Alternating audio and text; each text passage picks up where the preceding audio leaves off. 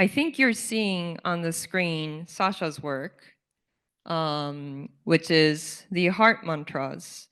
It is a symbolic generative art, which is a poetry work made by Sasha Stiles, or to be more accurate, it is her AI avatar technology and elegy, Latin for poetry. This speaks to the practice of how oscillation or heartbeats means we exist, we are alive, and also about electricity or binary codes of plus, minus, 1, 0. And to say that, what does it mean to ask the poetic question of what does it mean to exist? So what I wanted to do with this art program for this conference was not to have a standalone art exhibition, but to integrate art into the framework of the conference. And I have artworks and artists and their presence embedded throughout the conference in ways that people don't even notice that they are entering a conceptual art project to begin with. And today, my introduction is very short for myself. My name is Masako Shiba. I'm co-founder and executive director of Brooklyn Experimental Art Foundation. We support experimental artists and researchers that challenge the notion of art and how we regard reality, or what is reality to begin with. So I was very excited to be invited to curate for the conference this year. And what I first did was to think about artists that are challenging the idea of what art can do to see things in a different way, especially for life in the digital realm, conceptually. What does it mean to integrate life as an idea of a new way of even thinking about things? So the artist that we have starts with Shlumper, who has an installation on the 4th floor for for those who are here in person, who has a 8:30 a.m. meditation every morning, sound activation. Sasha Stiles, who has this work that's showing on the screen right now. LuYang, celebrated artist that is here with us today, that we will be talking about more of his practice and also the position that we have, which is an exciting conference ambassador role as an artist. And Yasuo Nomura, who is the first actually person to ever exhibit art on the exterior of the International Space Station, which is in the exhibition hall. And also wait, am I missing someone? And Ryuta Aoki, who has actually been the director of art programs for 2018 ALIFE. And ALIFE has a rich history of integrating art into the conference practice. With the leadership of Dr. Takashi Ikegami, of course, the pioneer of ALIFE studies. So we are building on the shoulder of his giant shoulders and all the researchers and scholars who dare to see things in a completely new way. By doing this, I hope that having artists can inspire researchers to think courageously outside of the box, and also for the artists to learn and open their minds of new ways of looking at reality and learn about the latest research and practices in the field. So we are so happy to have our first panel discussion, or a very casual podcast style talk between Olaf, who is the general chair of ALIFE's organizing committee for ALIFE 2025, and artist Shlumper, whose actually real name is Kevin Heisner, who is exhibiting right now. So I'm going to invite you both to the table over there where the camera will go. And I will bring my laptop with me.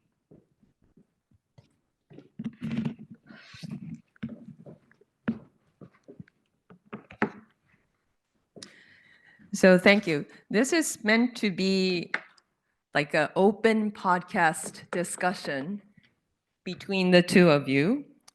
So Olaf and Kevin, well, Shlumper. to talk about. There you go. And we're very excited to have the both of you here today to learn about what ALIFE is for you this year, especially how you're excited to integrate art and artists into the practice. And Kevin, of course, we want to hear more about the projects that you're doing, what it means to ALIFE, especially because I know your practice is more from the point of art and energy and how we encounter it in different dimensions. So I wanted to start by first asking you, Olaf, to quickly, well, we don't need an introduction of you, but we do want to hear your thoughts about art and ALIFE, because when we first met you, we were very excited to learn how your interest was in creativity and art, and how, because you are so important in the field of ALIFE, and we want to learn more about your interest of what you see in art as well. So maybe very briefly about ALIFE 2025. Amazing. Yeah, I was wondering what to say about art. My thoughts might be sort of confused about it. But then I was reminded. So my mother came from Vietnam to study in Paris weaving.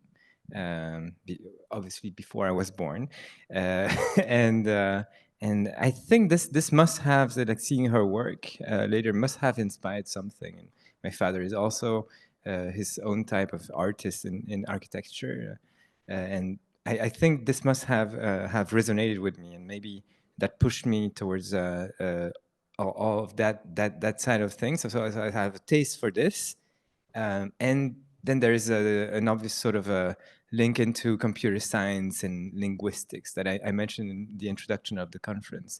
And I think, so my master thesis was about those quipus, those, so it's a type of weaving as well, I guess, knots of cotton thread made by Incas that contain some kind of message that to this day is not completely deciphered. And this is how I see Ciphers of Life, trying to understand the code, the program code basically, and the language that is encoded in a weird kind of encoding that is either lost or partially lost. We have a sort of Rosetta Stone, but it's partial and fragmented. And this is the game we're playing now, trying to decipher that. And in this activity, understanding, Paying is sitting over there, and we have a paper also about weaving this year. Just this decoding, really, from looking at that, it feels like that's the contact between artificial life and arts. Yeah. Yeah. No, that's really cool. I think Cipher of Life, the theme that I don't know if you chose it, but it's such an interesting and really good question, and it inspires artists a lot, I think. And maybe Kevin or Shlumper, you could talk a little bit about how you were thinking about when you were invited to present at this conference, the work that we're seeing on the screen is actually on the fourth floor, and why you wanted to show this. Maybe you could, I'm showing this as the first because a lot of the online participants haven't seen the work, but we could also talk about how you usually start your practice and this and that, but maybe as an introduction. Yeah, no, it's great. Actually, and thank you again, because our meeting's always been very kind of like spontaneous and organic. And I actually also brought one of the gummy clouds that's associated with this piece, because a lot of the work deals with the invisible world, and so this is an edible gummy as well, and it's NFT. So I use a lot of technology in my work, and I kind of use the research and things like that, like in terms of sound. And so the piece you're seeing on the screen is called Head in the Clouds. I actually 3D printed the work, the gummy, and so we're doing a sound installation every morning that uses all different modalities. I was quite inspired from some of the lectures yesterday, and surprised that Fernando Rosa was talking about something that I was very interested in, this kind of idea of synergy. So he came to the sound meditation today, and I was actually explaining that to one of the people who came, using this idea of multiple scores and how you can actually uncode that as well. Maybe you could also talk a little bit about the image that we're seeing, how you start. Yeah, a lot of my Each work artwork. starts from, you'll see me in coffee shops and wherever, just kind of doodling, but I kind of consider it a meditation. And because I actually have gone, in the 70s, I started drawing and working in the physical arts. And I kind of would do these drawings, which came from something I really liked, was that how the images kind of come to you. And I had read something about like how Michelangelo would look at a piece of stone to be inspired. And so instead of thinking about it, he would be inspired by a feeling, you know, and this kind of different process rather than actually trying to be creative, actually having the creativity delivered to you. Emergence of what inspires you. And so you see, for those who are looking at the screen, his work has so many elements in it, but it starts, there's a faint trace of pencils on the lower right side. That's kind of how he starts with the free hand, right? Yeah, and that kind of draws the inspiration of more like what's inside of me, and it gets pulled out rather than me thinking about, I'm going to draw this. And so as I travel, because I travel quite a bit, I use this method as kind of notes and almost like a visual notes. And it's kind of one of the words that you would see in my work is called pareidolia, and it's kind of not seeing what's there and seeing what's not there, you know, like kind of this play and Gestalt psychology. So all this kind of like science and psychology is a huge inspiration for my work, and you'll see that in here. Most people think it's like a doodle, but I don't kind of consider it to be just a doodle. It's more of things I've learned and how I feel, and that's why a lot of my work is about this invisible, like where does the thought come from or where does the creativity come from, rather than, you know, a non-linear. Like yesterday they were talking about, you know, the linearness of the science, and that's what is really helpful. Just like in AI, what I found as soon as it became public access, it was the ability to take my fragmented, more creative ideas and then create a linear process, and these tools are so useful, you know.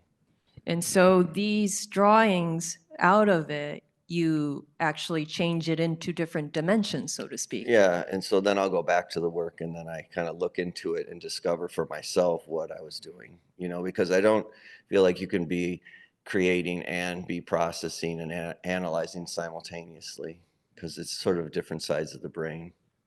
So I quickly did this where from the drawing, we see a three-dimensional version of it. Yeah.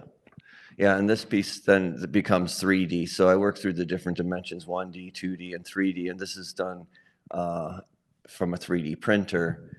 And the piece is itself about centering. It comes from a meditation, which is another modality that I study, is the Tao kind of cosmology. And I use these kind of systems in the past, which leads into a lot of my work because of the binary, and kind of when in the late 80s when I started working with like LEDs and programming, I found a very good use for it because it became like from the 60s, the movie by Kubrick, Space Odyssey, where he already was talking about the HAL, this kind of sentient entity that they programmed. And so I use the LED in a lot of my work, and it talks about the evolution of the technology. But in the cosmology, they use a broken line and a solid line. You'll see that, and they would talk about chance and kind of the system in the I Ching. And I saw this binary connection, and kind of we talk about the beginning of a system and then the larger system. So I apply these kind of to my work as well. So I don't know, Olaf, does this look more like a conference, like what you've been seeing? No, amazing. First, I want to say I really relate to when I look at the way you interact with the material, this feels familiar somehow. As a scientist in ALIFE, we interact a lot with our simulations, and it can be droplet simulations, whatever substrate we interact with. Of course, we have scientific questions, but actually we don't ask them before we start. And in theory, we should, but actually, we interact a lot with the material first. So the chemist, the physicist. So we touch that, and for me, it was simulations, mostly voids and different types of agents in multiple dimensions. And so I had to visualize that, and I think I asked my questions while looking at it performing something, and there's a feedback. It's not a linear process. It's very interesting to sort of phenomenologize what is happening there. I really enjoy that. And yeah, I can see that. And one thing you talked about, feedbacks and loops, that's what I was fascinated with when I started programming, is to create randomness. And you can't really create randomness because it's a contradiction in itself. And then the same thing when you're actually studying an ancient kind of philosophy, they talk about the focusless focus, or kind of like those things. And I kind of like that duality that exists there. And I sort of make these synergies happen through these, like you're saying, closed loop systems, and how you can program that, and then using it to show like evolution. Like I was talking to you the other day, that the singing bowls, like the wand in the work we're showing, there's many layers that I wanted to present, because it's not just a sound meditation we're doing an installation with the work. And so you'll have in the background a sound bed, which is an analog recording, which is still grooves on the record that the thing's rubbing against, but we don't think maybe directly like that when you're looking at the singing bowl, which is a more scientifically built version of the ancient metal singing bowls, which is programmed. So there's a lot of technology that's invisible, and that's really interesting to me, and seeing the way they evolve, and so like this wand you won't need anymore. And there's an image of it, and I have the LED, which I was putting these LEDs in the pieces to show kind of like when a technology is kind of leaving us, and how information's just as simple as a 0 and a 1, or a line and broken line. yeah, amazing. Yeah, I really like that piece. Yeah, so when you showed me, there are many aspects of that resonated with me. But you mentioned causality and randomness, so I can't help but address that. So this is such a central notion that we are trying to understand, not only in artificial life but also in complex systems and physics. And so what is the nature really of how do you understand causality? What is randomness? What is chance? Is not a very clear notion in physics. Surprisingly, maybe. So of course we have a sort of understanding of it, or we think we do. I think that's kind of key, is like when you said think, because I was always trying to process this idea, and if you can achieve this. But then when I started these practices, which was also kind of, I was led into it rather than me leading into it. Right. And then I went into this dark room meditation, and I had spent weeks in the dark, not thinking, but just feeling and learning these processes. And it might be a kind of that paradox that you can't find it by thinking. Right. And so maybe you cannot cause your own thinking in the same way that you would co-cause it with the material, or with some other reasons. And you can play the game, and certainly in playing with our experiments in ALIFE, you're trying to find the cause. But what caused that, and what caused that, and what you're trying to get to is the primal cause or principle of some kind of very complex, interesting, exciting phenomenon. But often you don't get there. Yeah, you that's don't why. get to the primal cause. Exactly. That's why the light and in sound, they actually say, like, some of the healing methods is try to keep yourself out of it. Don't give too much, because you'll dilute, or you'll contaminate the frequency. And so that's why, like, I use singing bowls in this piece, because they use entrainment. I'm not doing anything except moving my arm, and I'm interested in that motion itself as an art piece. This idea, like, what is the artist? Is there shamanic practices in there, or do I have any effect, like when I move a paintbrush, or when I'm drawing? Like, are those little circles radiating that? And so actually with this piece, you'll see I use another modality, because this is what I'm working on now. It's called biogeometry, and it was taking like a pendulum work, bringing it into science in 1970, and how they would find energy, and he's brought it into a scientific method. And so the sculpture you see, I 3D printed, but I wanted to give the quality back of me. So then I reprogrammed it with the quality of the pendulum to radiate that energy. What I really like with this is that there is maybe a bit cheap from me metaphor is that the singing bowl or those objects resonate with the music you're playing to them, right? And they respond to different frequencies, and then they can respond to each other. And so it's a sort of nice metaphor for a complex social system that messages in which each note sort of messages to each other, to the point that it's very hard to trace where an idea came from, where the music comes from. Yeah. And so I used to be a sort of part-time musician, Yeah. and I did enjoy playing in an orchestra, so I was classically trained, but not as much as the improvisation being in the middle of a piece that you are not the source of, or you're not just reading sort of linearly from a sheet. Of course, it's much more than that. I'm sort of reducing a little bit too much, but this feels like when I experienced your piece, this is and you're extending that.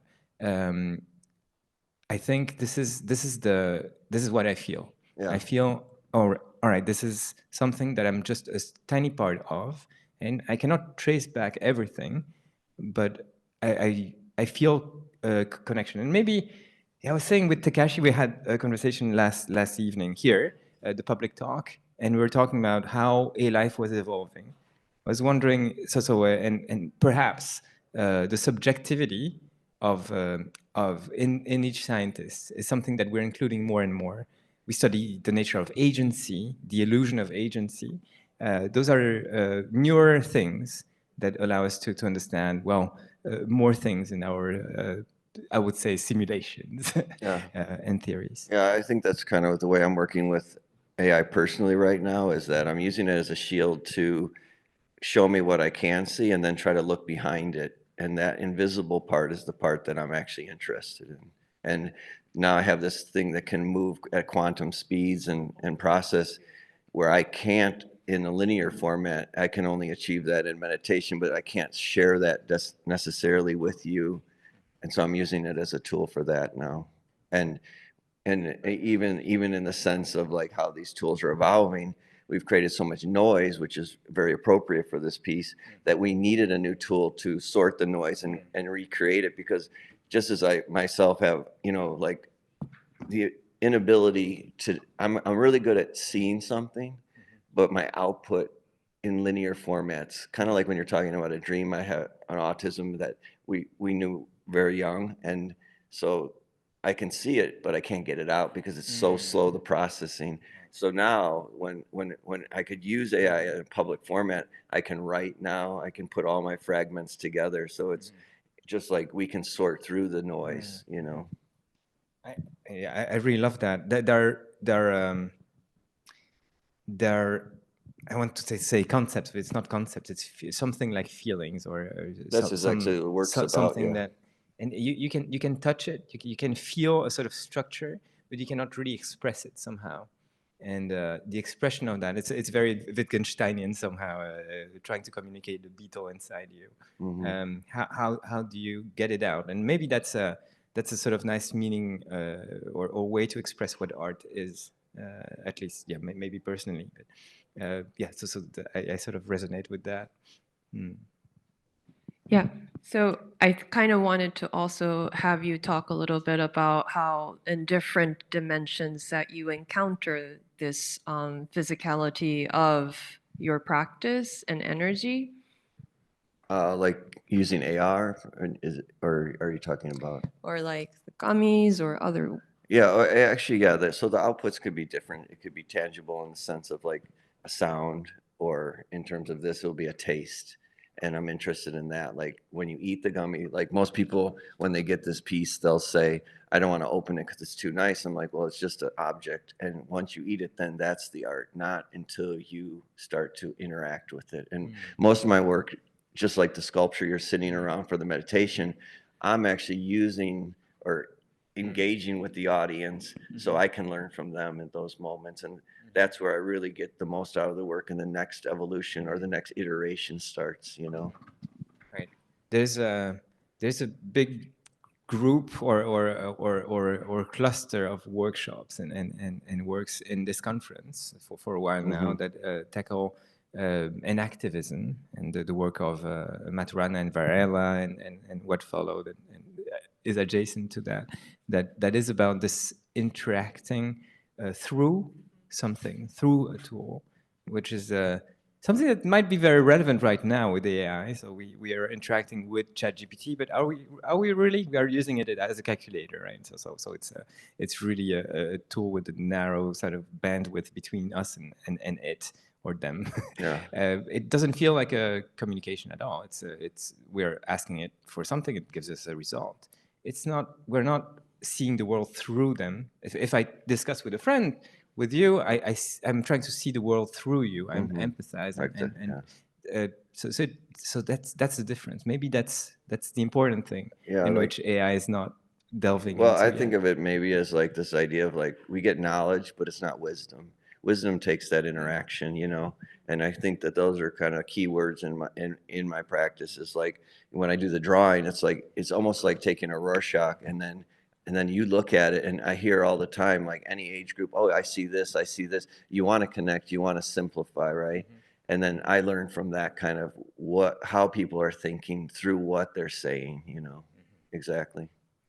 Yeah, I kind of felt like that was really something significantly different between science and art, especially the type of projects that you produce is very experiential, and the answer is very reliant on each person, opposed to science where you want a consistent result.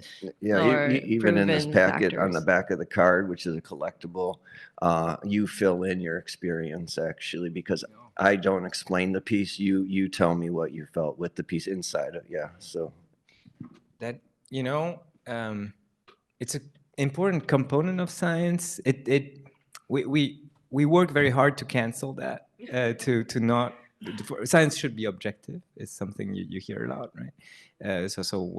And I think that's not completely wrong. We are trying to agree on an understanding of the world that makes sense. And understanding is something to unpack a lot, but it's also, I think it's better understood as being intersubjective. We're trying to have an intersubjective understanding of the world, interphenomenological. So I think the experience should not be ignored. It should be sort of incorporated in a sort of a Husserlian kind of way. So everything starting from the subjective experience and building science on top. This is easy to say. It sounds very poetic. I think it should be taken seriously, but Yeah. but I think so. So in that sense, it connects immediately. Yeah, And that so if that were true, maybe P equals NP or art equals science. yeah. I think that the biggest thing where my work has been heading is trying to deal with infinity, and infinity is something I don't know if we can really even understand, and that's sort of that kind of connection, and maybe we only can try to get there by going in while being outside. So like science and art combined, we need to work completely together in a sense, you know, because one perspective point is only one perspective point. In infinity, you'll have every example continuously forever in every direction, you know. And how can we do that with our systems right now that are so linear? Yeah, so I love how you described how that is the aim of what science is trying to do. Because we are in a modern way of thinking, you cannot discriminate other ways of thinking, especially. And I hope the art projects that we are presenting in this conference encourages researchers and scholars to think that way. So I am so grateful for all of your leadership in bringing all of us into this dialogue. And thank you, of course, to the artists, Shlumper, LuYang, everybody that's in this for doing that as well. I also want to thank you for joining us. It's an honor to have you here. Well, to have you both here, and it's very important for the field to have the art component be a really integrated part, not just something on the side that we show or just enjoy, but something that is part of the scientific activity and the open-endedness of the field. So thank you so much for No, joining it's great. us. I'm glad to be here and share this time with you. Thank you so much. So that was Olaf and Shlumper. Thank you so much. And next we have a conversation with artist conference ambassador LuYang. Hey, LuYang, inviting you to this stage. There is a HDMI cable for you.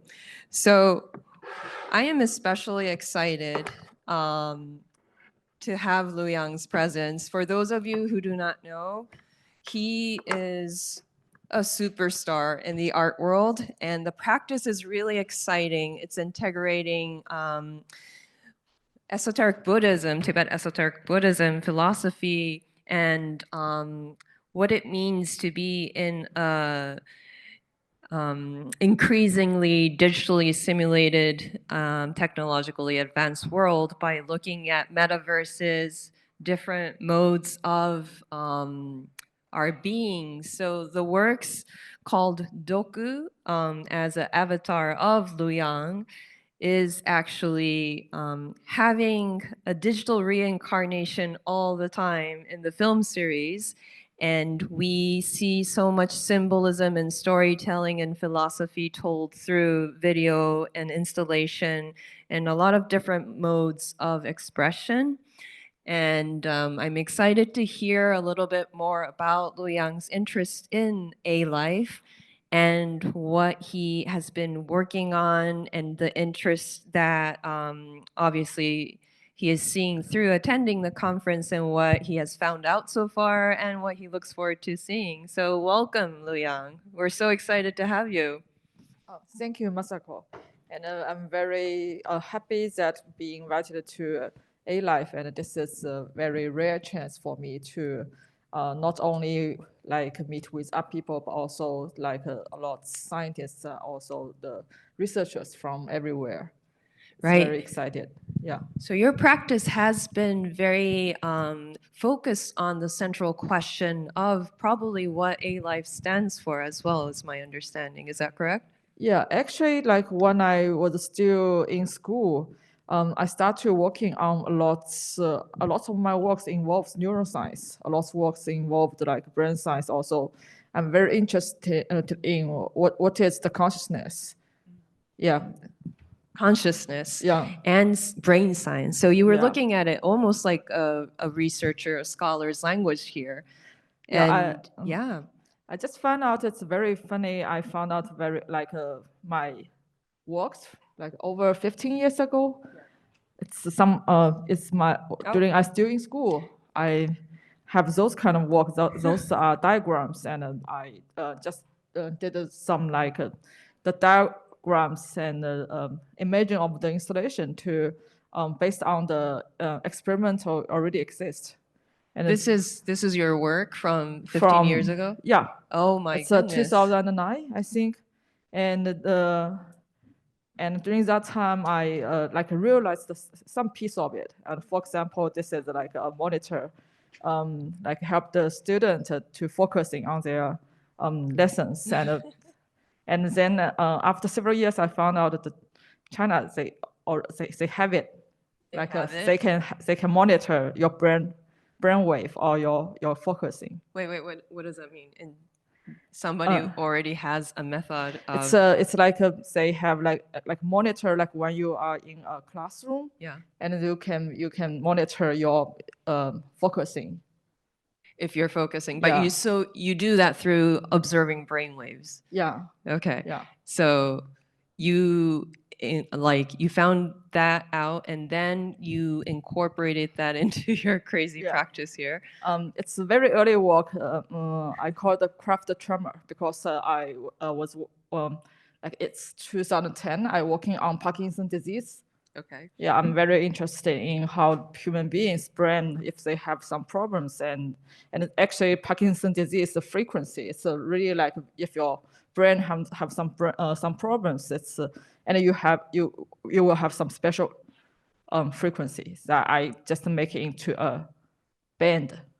You made a Parkinson's disease This band. Yeah. Okay. And because I do a research and also I cooperate with the psychologists, they told me like the brain waves, every different Parkinson's disease people, they have different frequency. Oh, really? It's really stable actually. Yeah, it's like you have your problem at your deep brain, and then you will have tremor. And also I use this. This is a Parkinson's disease like a method to stop the tremor. That's called the deep brain stimulation. So they're actually stable in their own way, but they just have different frequencies of being in that way. So I know for the scholars out here, there's a bunch of them actually. I don't know how you feel about looking at familiar language and now being switched to how it's expressed through art. But I hope this is inspiring because it's kind of crazy from an art perspective to begin with. Do you want to explain what's happening here with this with this work? Yeah, This is an this artwork. is another artwork which showing around all over the world, including Centre Pompidou. And I was in there like a show about neuroscience in 2020. And it's focusing on the scientists and artists who's working on neuroscience. And this is my imagination about the deep brain stimulation surgery. It's only one point they can stimulate, but I make it into a crown. So it's more like develop your ability into a god. So that is based on a scientific research and understanding, but expressed through these visual presentations that kind of hyper emphasizes your amazement through the discoveries. It's very based on science then. Yeah. So it's also in Japanese subtitles. Yeah. So it's how the god became. God looks happy. Yeah. So it's also because this kind of surgery equipment, if I make it into a crown, it looks very like a religious way as well. So this goes pretty deeply into like mandalas and other. Yeah, this is the Japanese mandalas in Ryokai Shingon. mandala. Yeah, Ryokai mandala. In Shingon Buddhism, this is like a Tibetan tanka style. And also I use this transcranial magnetic stimulation equipment as well. And then after this work, I make another work. It's about to use this equipment to do the exercise for, how to say that? Exercise? To Physical exercise? No. It's like a exhort. I don't know how to speak English. Extract? Yeah. It's more like the people as a devil come on his body, and you use the boy. cross to Okay. yeah. To get rid of the demon. Yeah. Okay. So I love the flux, like the fluidness here between the scientific research and then suddenly, so the demon, It's like how to get that out of your body. I wanted to go back a little bit about how you got into incorporating these Buddhism philosophies into your practice. Like we went from pretty hardcore brain science, Parkinson's disease. Yes, they made a band, but still, it was more based on science and research and your like amazement towards it. How did it get incorporated with Buddhism and esoteric Buddhism? Because I just show very early parts of my practice, because I'm very curious about what is the consciousness, and also Buddhism, they have another kinds of answer about what is the consciousness. And maybe the consciousness is not inside our brain, but something you can't use the logic way, you can't use the those kind of way to calculate your consciousness, but the consciousness is something beyond that. That's why I don't think the machine can become another new consciousness, because they don't have the mind. Machine, so this is the ALIFE language that we're talking about. So you were trying to see how to find life through other modes, other than machines. Yeah, and for example, this piece I'm showing is I bring a team to Bali to do a project. Bali, they have very special dance art. They can use their facial muscles to dance. They can use their eyeballs to dance, like a Lagan dance and like a warrior dance. So I call it like a reverse bionic or reverse, like you can training human into a robot. Training human into a robot. So instead of we are more familiar with alter Ikegami senseis or other androids or humanoids that are trying to simulate human movement and life to see, see if there is something that is life through simulation of the robot. You're going the other way around. Yeah, because I think if you training too much your body and your body becomes, it's more like it become a robot because you don't need to use your consciousness to control it. And also like Parkinson's disease, that's you have the problem inside your deep brain that you can have the frequency of tremor. And in this project, I just collect all those kind of dance movements and apply on my own digital avatar. Right. So because of your interest in consciousness, this is all trying to see how you could find it through really distinguishing the symbolism or like what is unique about each element. So machine is one thing, Balinese traditional dance is also one thing, and esoteric Buddhism is another thing. So you mixed everything together into your work. Yes, I think it's not only mixed, it's just it's on the path. Like the materials I can, or some knowledge I can find to find my own truth. Like it's just something on the path, like whatever I can use, I just do research or learning it. Incredible. So I know there's like so much more even to this, but in this incredible journey of trying to discover through the simulations, through the attempt to simulate robotic movement through the human traditional Balinese dance, obviously, so you have to look at what a robotic movement means, right? So you were also working with those specialists at the same time. And I also working with the facial motion capture. It's like I really collect a lot of different data from different dancers or even on my own movements. And I just need to combine those data. I can mix all those data on one digital avatar. And then this digital avatar, it don't need to practice. It's just combined with all those data. Right.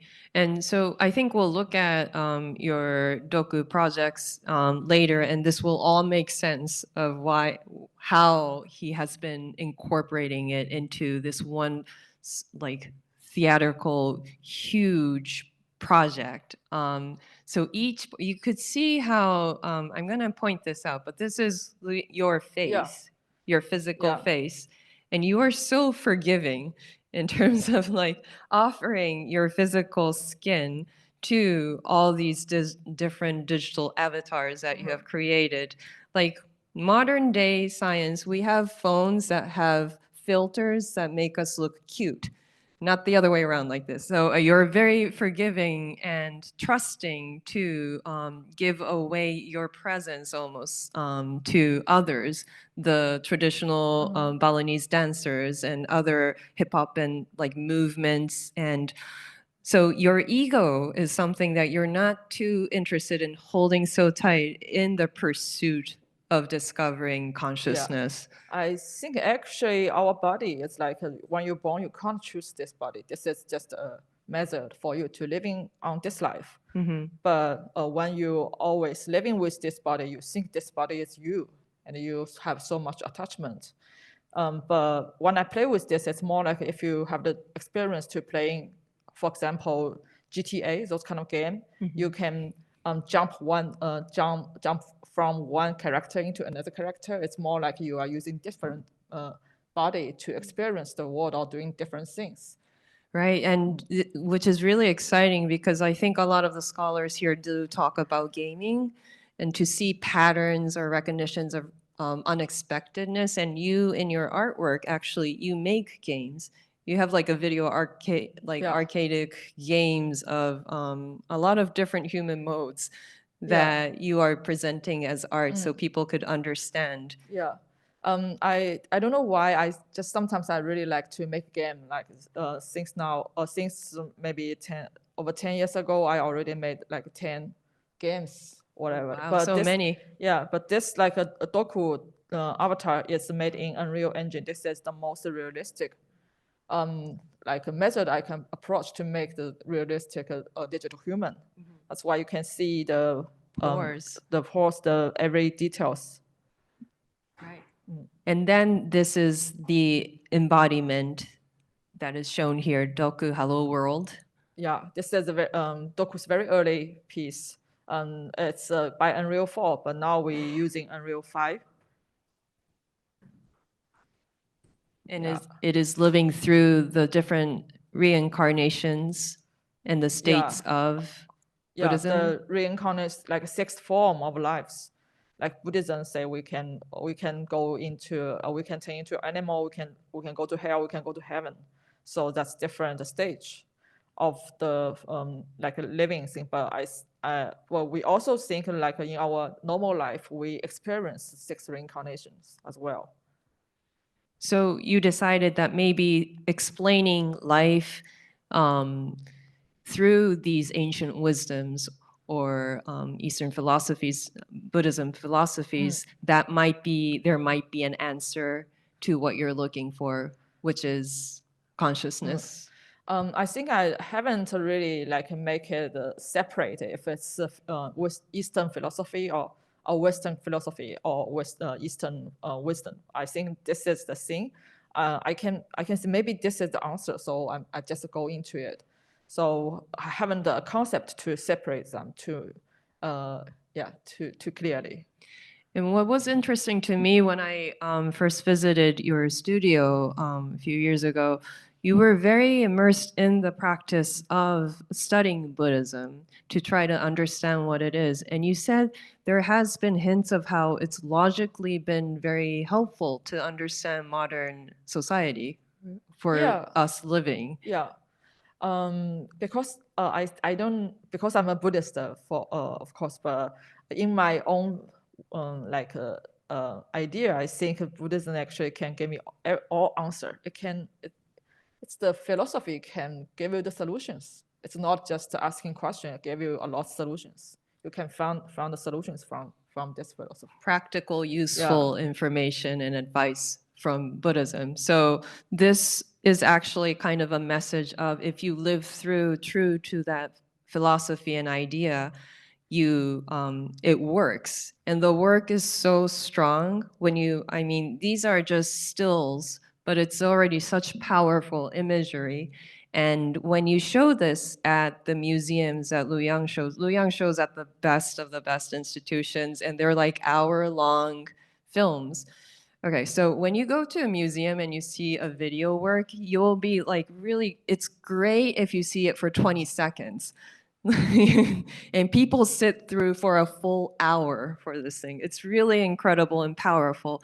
Why do you think people resonate to it so much? They find it very, like they connect to an avatar of yours talking about going through a digital reincarnation of Buddhism. I think actually I'm not really understand why, but some audience gave me the feedback. It's like one thing is they really like have the same frequency when they see my works. It's like a vibration. A vibration. And, because we are all humans and we face the same problems.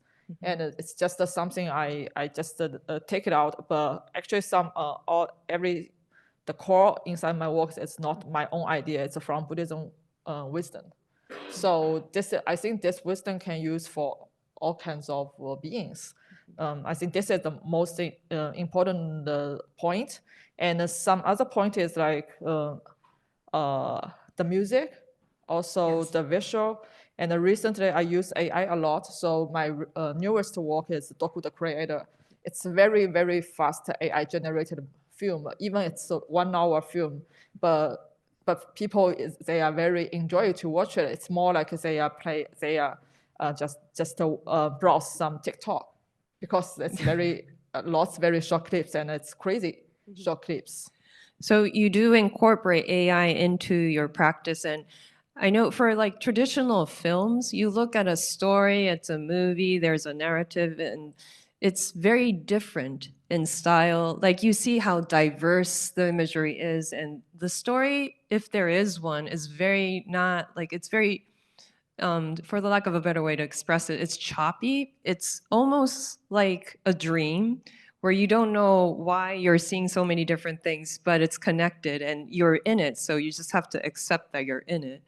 And that's, would you say that's very enabled through the technology of AI and like how you connect these different scenes, I guess? Yeah, I think for me, it's actually a very natural way to combine the game engine working with AI because they are all visuals. So only thing is I'm the director. If I am the director, I can do whatever the work is my style. So even I use AI as a tool and people, they can still recognize that's my work because Right. the most important part is the core, the philosophy part inside the work. It's not only the visual. So a lot of artists who are critical about the use of AI technology, they talk about how it's hard to tell, like there's no self in digital AI work, but yours, like you just said, is so recognizable and immediate. And what is the core that makes that happen? I think it's very difficult to say. It's more like when you play an instrument, it's just everything is naturally like a from it's a like a how to say that it's a naturally comes out from your mind. Yeah. Playing an instrument is a great example, I think. So that studying that and looking really at what makes you you through your work might be also getting to the real answer to consciousness or what is you if there is you. So it's also interesting that your avatar, Doku, you now acknowledge as one being. And when you present your new works, you actually say LuYang, an artist, and Doku, the artist, together, two artists. And especially in this piece, Doku the creator, in this piece I made Doku as an artist, and the whole film is described about the logic why Doku can be an artist. In this film he became an artist, and on the credits Doku made all AI parts. I see. Yeah, and also why I want to make Doku an artist is before I was to make a game engine, those kind of CGI work is such hard work. You have spent your life on it. I don't have any social life. I have to like working 18 hours a day for half year or over half year. So that's crazy. But sometimes it's really, really difficult. I just wondering if one time, like in one day, I can meditate and the work will come in front of me. That would be amazing. So I think nowadays, especially from last year, I think it's very close. If I use Really? AI, yeah. And you do actually meditate hours and hours, and you study hours and hours a day. When I was very busy, I don't have time to do it. I feel sorry, but I hope I can have more time on creation, not on the labor work. For example, CGI, game engine, those kind of technical work is really spend a lot of time. Right. So for artists, it's very important to have good input so you have the good output, which is the work, and you really value that creativity input and the inspiration that you receive, and you are so courageous and the way that you follow your instincts and Buddhism and other methods. And also, I do like to say how you collaborate with so many amazing creators and you trust them so much and they trust you as well. And that's how the quality of your projects are so strong. And I think you're very open to hearing other ideas. And that's why you're here actually at a ALIFE conference, which is a very unusual place to find an artist like LuYang, but Thank you're you. here. Yeah, so we're very excited to hear more about if you have seen anything interesting or what you look forward to learning more about by attending this conference. I just when you ask this question, I remember yesterday. So maybe it's the last talk, maybe by Olaf. Yeah. It's about the empathy of AI. Yeah, I think this is something really interesting. Yeah, and also it's maybe what kind of empathy it is, and it's if it's our human beings projection on AI on the technology. He was listening, Olaf. And there's a few more projects that are coming up. Like, for instance, tomorrow's talk is about Zen. Yeah, yeah, You're interested in that as well, I'm yeah. assuming. I'm very happy to see like we are not only talking about technology, because the technology is just a tool, the method, but who use it is behind it. It's a humanity. Right. Yeah. So this merge or integration, I think Ikegami Sensei also says as well, but it is kind of important to not just be in one category of specialization.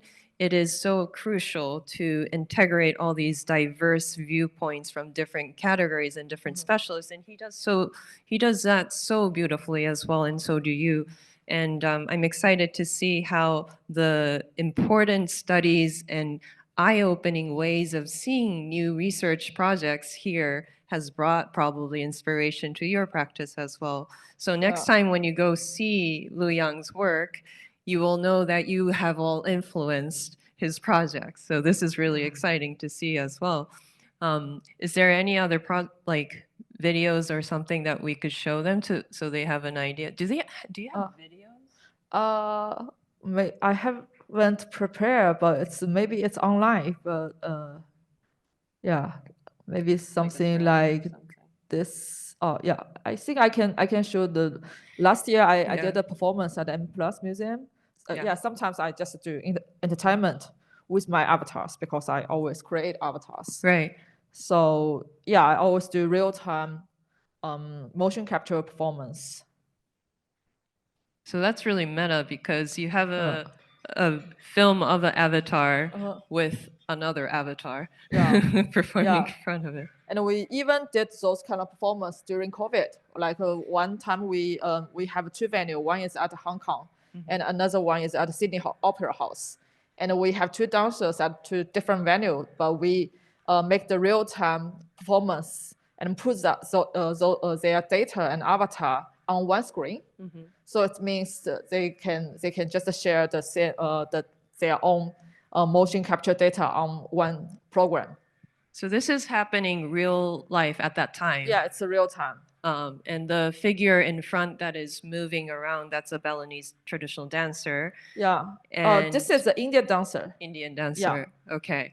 That is being represented by the crazy face. Yeah. And the crazy face and with this environment is from my another game work. I make a game about Badu, about a 6 reincarnation, like how you have a journey into different form of reincarnation, and all those things from the game. So there's a real life reincarnation that's happening every single second. It's actually another game. You have to play it now. The game is showing at I have another solo show at a museum of moving image. Congratulations! Yeah. So you can be in the avatar and you can go through those reincarnations. Oh, so it's a game. Yeah, it's a game. So if you go to New York right now, you could play digital reincarnation practice at her museum exhibition. That's helpful. It's a simulation.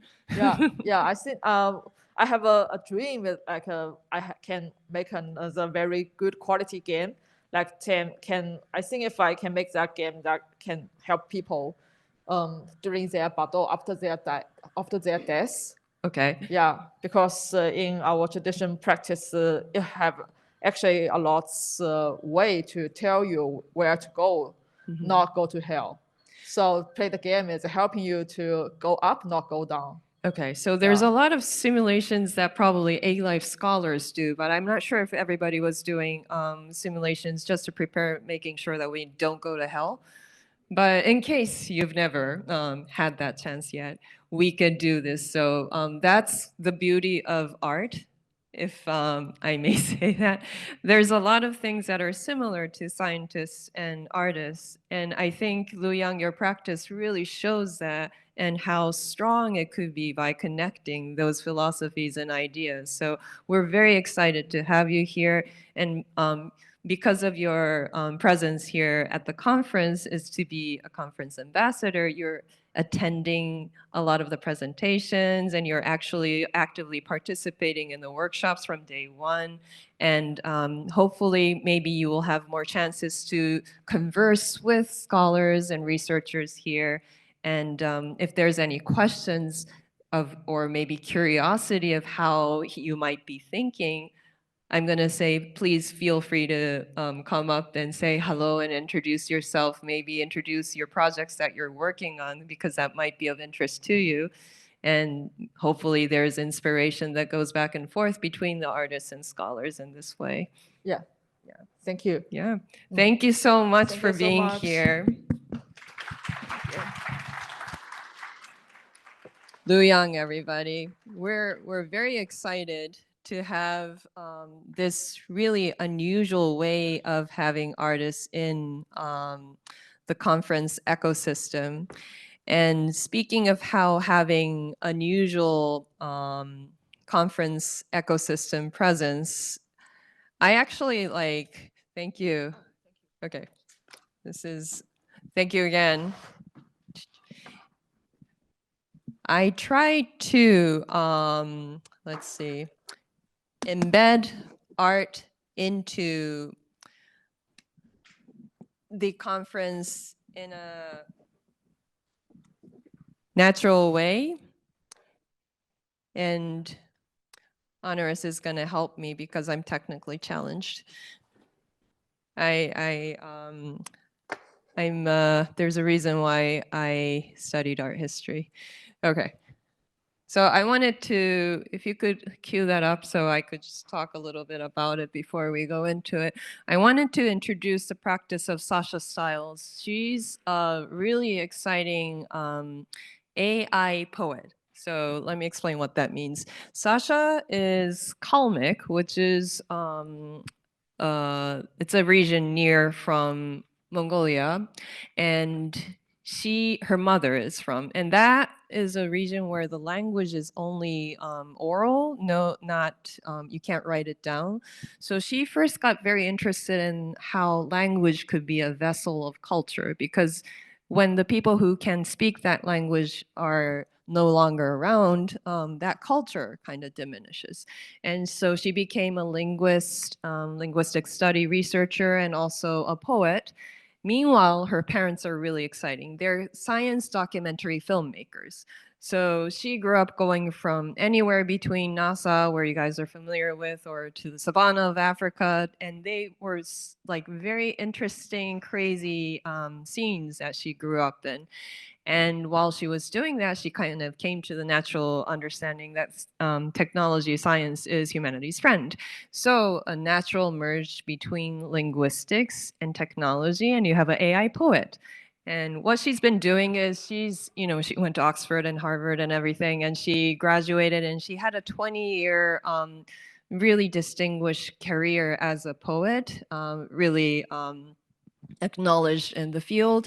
She put all of her studies into a certain LLM, and that started to churn out poetry that she cannot come up with on her own, which she thought was very interesting because all the data is coming from her own writing, but there's poetry or ways of expressing poetry that are not something that she could do on her own in a natural way. So she thought maybe this is a way of technology accessing her subconscious mind. Maybe this is a new language or a tool that reaches a part of her brain that she cannot on her own.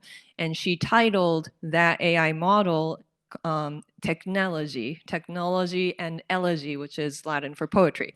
So she calls technology her creative partner, and she co-authors poetry, she publishes, and she shows art projects as well. And I've had the fortune of curating her projects a lot in Japan, introducing how exciting AI poetry can be.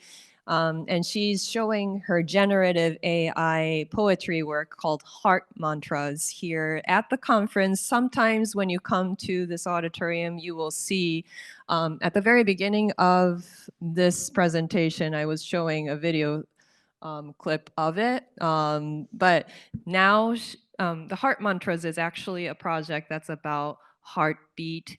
And obviously, if your heart is beating, it means that you're alive. And it's also symbolic about how electricity or binary code, plus minus 1 0, that oscillation, if that is happening, means you're alive. So through that interest, she made a series of poetry called the Heart Mantras. And that inscription and prompt is actually etched on a mirror, which is hung behind the registration desk next door in the exhibition hall. And that generates poetry constantly, ever evolving, never the same, different colors, it changes colors, fonts, speeds, words, obviously, and it keeps creating and celebrating heart mantras as an idea.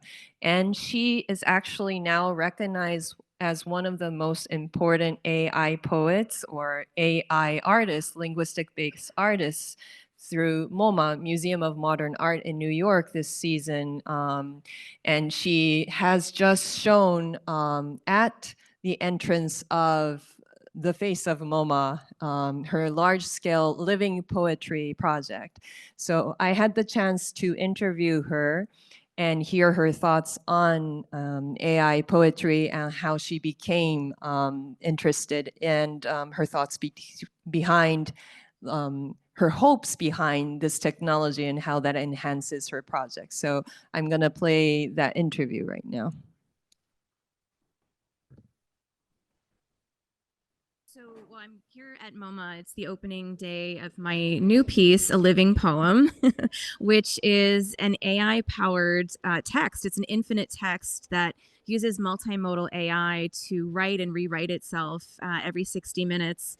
So, we're here. We've been sort of watching the poem come to life for the first time, which has been really exciting. This project is kind of a culmination to date of my practice over time, which really started, with poetry. I've been writing poetry my entire life. I've always been really interested in the mechanisms of language, in wordplay, and also in the way in which poetry sort of helps us tap into our consciousness. How poetry, in my view, is really sort of an algorithm for invoking the articulation of feelings that we otherwise would not be able to explain, or externalizing things that are so interior to us that we would, otherwise not be able to share them with other human beings. So I think, to me, I really have always sort of regarded poetry as a kind of technology of consciousness, and really an important tool for personal connection and for collaboration and community. So all of my practice is rooted sort of in that idea and that love of language and poetry for all those reasons. And I've also been really interested in, again, kind of pushing into this idea of how poetry is technology and how it is rooted in not just emotions, not just, human ideas and feelings, but is rooted in algorithm, is rooted in code and pattern. Poetic language is really very much about the interplay of feeling and system. It's really about building up patterns and then subverting those patterns in order to kind of create an intense moment of understanding or awareness. And to me, there's something very systematic about that. There's something very technological about that, which I've always been interested in digging into. And so that's what I'm doing, in the poem that has just been installed at MoMA. It's what I've been doing in many projects in recent years, including the project that we've worked on together, Masako, the project Heart Mantras, which, like A Living Poem, is really an artwork that is in the form of a generative system. It's my attempt to sort of create an emergent poetic mind file, to sort of give birth to a poetic alter ego that is writing from a place that is informed by and inspired by my work, my years of practice, and my drafts and my manuscripts and my research and all of that, but is then also tapping into manifest through artificial intelligence, and then kind of conjoining all these forces to write from a more of a transhuman point of view. So I think in a sense, I really regard, projects like A Living Poem and Heart Mantras, again, as sort of giving rise to an emergent language system that is sort of shaped by my vision, but it's also taking on a life of its own. And it really is sort of using language to raise questions about consciousness and creativity, and to ask us if it is possible for intelligent systems to actually create something, to imagine something, to dream a new idea into being. So it really is, more than writing a poem. It's writing a poet. It's writing kind of this new entity that begins to take on a mind of its own, a life of its own. And it's always exciting, I think, as an artist to have a vision for something, but then see how the process changes the outcome. And that's what happens with these generative projects over and over and over again. They're always evolving and growing and changing and doing something slightly different than what I might have expected them to do. I think, we live in this time that's just dominated by digital media and algorithms and networks and screens and all these things that didn't exist, decades ago. And it really is reshaping what it means to be human in some very fundamental ways. I mean, technology has a very tangible impact on the things that are most human, our relationships and our family life and our communities, and how we communicate with one another and our love lives. And, it really is integral and intimate to our daily experience. So, I think in my work, I'm always curious about how using tools like AI can sort of help us understand more about what it means to be human in this moment of more than humanness. As the human condition is sort of shifting and changing and extending into other realms, I think poetry and art are really essential interfaces for us to sort of understand or grapple with these really seismic shifts that are happening in the world around us, and that are, really causing us to sort of rethink things in very profound ways. So, with an artificial intelligence as a co-author, I think of it as, me as a human writer. I can't necessarily make sense of vast quantities of data in the way that a computer mind can. There's lots of things that that I can do as a human writer, but there's also lots of things that I can't do. And there's, this world out there of immense quantities of data points and information and things that I can't parse myself. But those things are still shaping so much of our lives today. So I want to be able to engage with them. And the best way that I found to do that is through artificial intelligence, is to sort of, say there's outcomes of these systems, there's products of these vast, troves of data that are important for us as humans to know and to understand in some way, but we can't just read through all that data and try to make sense of it. We need these systems that we've created to distill all of that into insights or useful takeaways or actionable wisdom. And so that's kind of how I think about these systems, and they're enacting a kind of poetic synthesis, really, in taking lots and lots of stuff and helping us sift through it and try to get in touch with what is really essential and what might be meaningful for us to take away from all of that. We often kind of make a distinction between human and technology. And I think really it's interesting to think about the fact that actually it's technology that has made us more and more human over time. The human condition as we know it today has been shaped by innumerable technological innovations, going back to the invention of fire to cook with, and like the hand axe, and, the written alphabet and the printing press and all these things. So maybe we take them for granted, but those were technologies that, brought us to where we are now. So I tend to regard AI in a similar way, that maybe it is a technology that is enabling us to unearth aspects of ourselves that we don't recognize yet, to maybe tap into levels of emotion or modes of perception or observation that we aren't attuned to.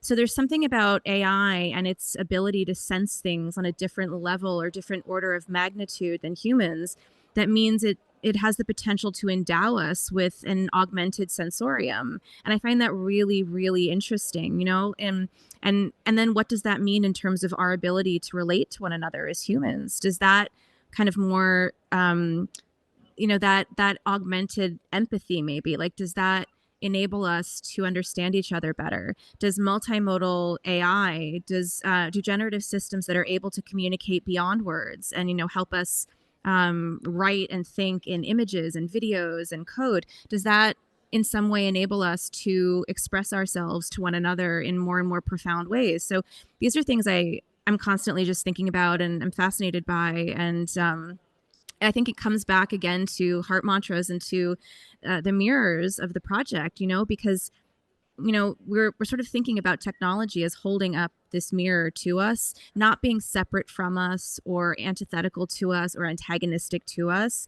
but being a reflection of us and a way for us to see ourselves more clearly. Yeah. What's really interesting about these technologies is that they're on such a rapid curve. And I think as they evolve, they're then helping us think about how else we could use them. You know, there's something very cyclical about all of these advancements. So, you know, I almost think it's like an exponential curve that we, you know, I have trouble grappling with how fast, you know, it is happening. But, you know, I think that as these underlying models that power the generative systems that I use advance, it certainly changes how I think about what I want to do with the tools, how they might be useful to me, how they might help me tap into my subconscious in different ways, how they might be able to help me articulate you know, my inner dialogue in different ways. So I do think that there is a very tangible way in which they are extending my consciousness. You know, they're enabling me to think beyond the ways that I had thought before and to access different realms of creativity and access different modes of creativity and imagination. And to me, that's very much on a continuum, right, with this question of consciousness, which really, I think at the end of the day, consciousness has to do so much with synthesizing information, you know, not just being aware of data, but being able to make sense of that data and sort of understand what it means, what are its implications. You know, there's a sum that's more than its parts. And then I think too, the idea of really being able to create something, to generate something that is not a simple memorization or recitation, but that is actually iterating and innovating in some way and creating, you know, creating a sense of newness. And these systems are in very profound ways enabling both of those things. So in 2018, I started working with Bina 48, who's a very interesting project. Bina 48 is a humanoid android, and her name stands for Breakthrough Intelligence via Neural Architecture, 48 exaflops per second. But she's modeled on a real human being named Bina Rothblatt.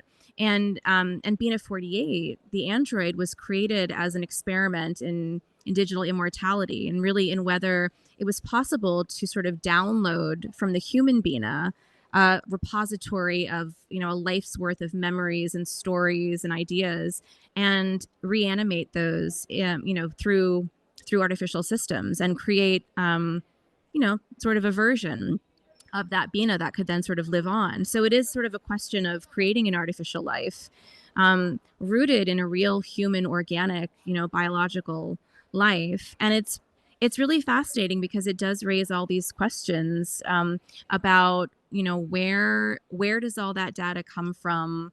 How does a person's personhood, humanity, you know, develop and evolve over the course of their life through interactions with others? How do you, you know, sort of realistically build and then maintain and update a data file in a way that, you know, kind of respects the way that human personalities evolve? You know, all these questions that I think are very interesting. But I began working with Bina as a poetry mentor because to me, the way that her mind file works and is organized was very interesting, and I wanted to be able to sort of look at that and bring sort of a linguistic point of view to it, and sort of understand more about how this creature, this artificial entity, is able to access a human's memories, is able to then formulate responses in conversation based on those, human data points. And to understand what it would feel like to be in conversation with an artificial being like this as well was very interesting. I really wanted to know, what would it feel like to sit and be in dialogue with an AI in a humanoid form? How would that feel, to me? What would it raise for me? What kind of emotions would it surface? What would it make me think about? So I had a lot of questions, and that's been a jumping off point for a lot of the work that I'm doing now, and really just digging into the poetics of technology. A lot of that started with thinking about BNF48 and her mind file as a kind of poetic archive. Really, the beauty, the poetry of a person's life experiences being distilled into a sort of an autobiographical database was really interesting to me, and has been a jumping off point for a lot of thinking about topics like digital immortality and life extension and all of that. We tend to think so much about, can an intelligent system do this or do that? Like, can it emulate a human? Can it not? And to me, I'm very interested in really like the reciprocal nature of these relationships, and what can an AI system enable me to do? For example, how can it open up the doors of my perception? How can it augment my imagination? What emotions does it raise for me? I think, again, my interest is really in the collaboration between human and AI. To me, that's where the really interesting work happens, and when there's a lot of magic, because there are things that humans can do that AI systems will never be able to do, and there's things that AI systems can do that humans can't do. And so rather than sort of try and decide which is better or should one replace the other, I find it very interesting to really tease out different ways to synthesize the two and really kind of harness the best of both in order to do things together that we would never be able to accomplish on our own. Pertinent to this conversation, this larger event too, it's really interesting to sort of, as an artist, create something that then begins to take on a life of its own in a way. And it's really, again, it's a reciprocal thing. It's really been a learning experience for me. I'm constantly sort of learning from the process of creating this emergent system, but then I'm also learning and being inspired by the outputs of this system, because there's certainly traces and echoes and iterations of things that are familiar and that I recognize. But the whole point of creating this kind of a project is to enable myself to go beyond the edge of my own imagination. So what I love is the moments where this creature, this entity, has sort of evolved to a point where it's able to now inspire me or spark something new for me by doing what I might not have done. So that part of it is super exciting, and excited to share, I think, that maybe that nuance of AI, and especially to share the poetics of AI with new audiences, because I think that's an area that is yet to be fully unpacked.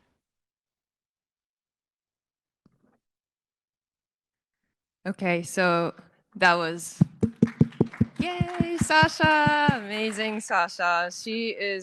I love that she's a poet because she's so good with her words. And to be able to articulate and express these very complex philosophical questions and bringing it to a more verbal understanding for us is a very, believe it or not, artists aren't necessarily all good at that.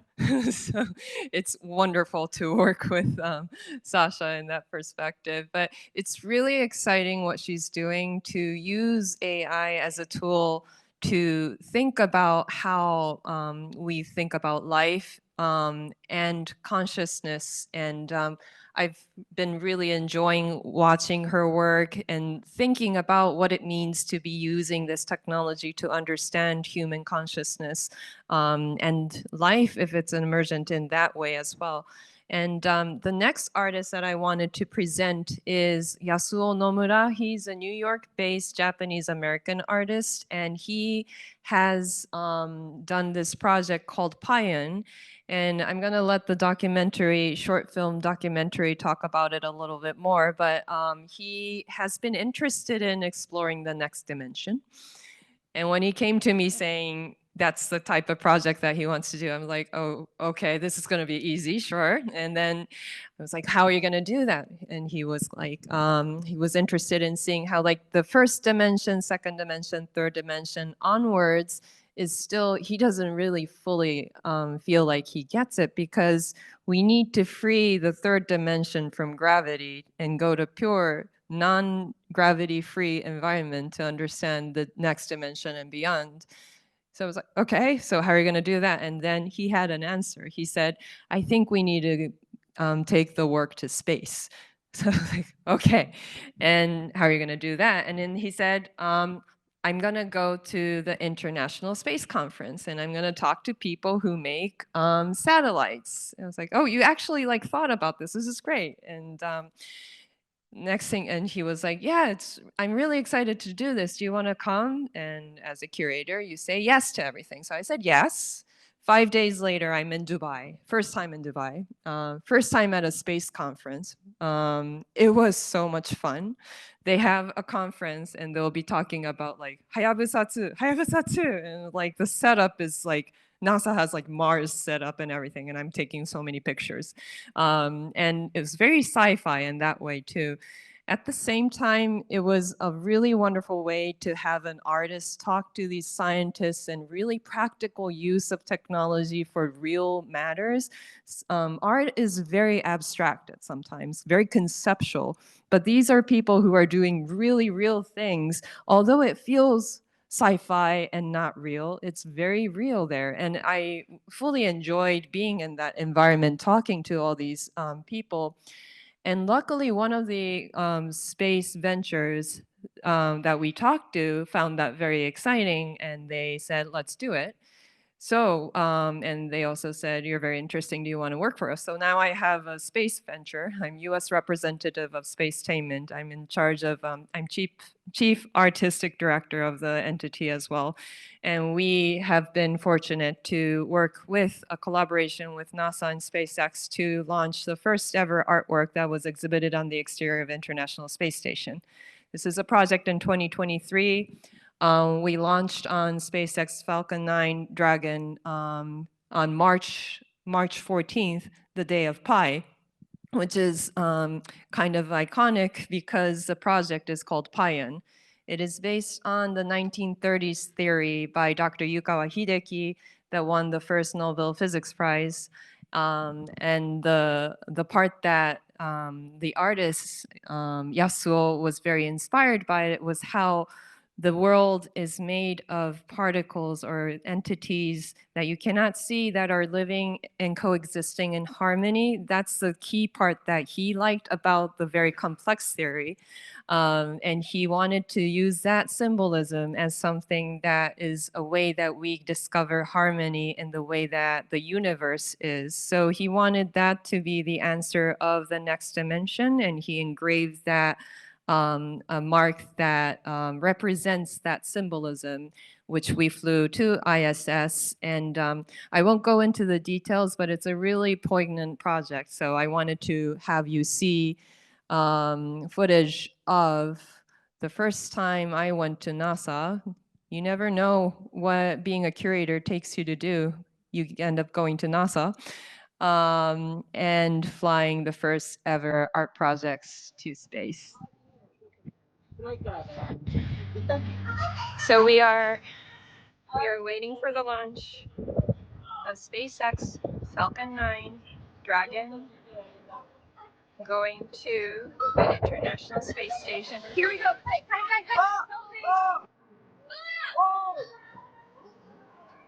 Whoa! The left is official footage, the right is my iPhone. Amazing!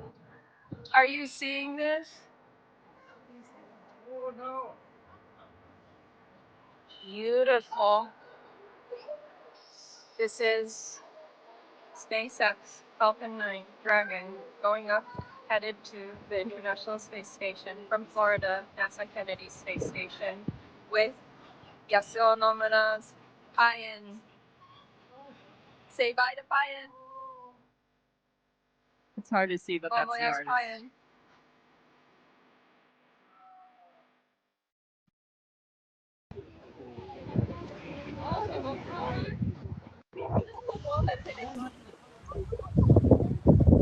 It's so dark. Oh, no, you know what happened? It's the other way around here. Much better. Nomura-san desu. Hi.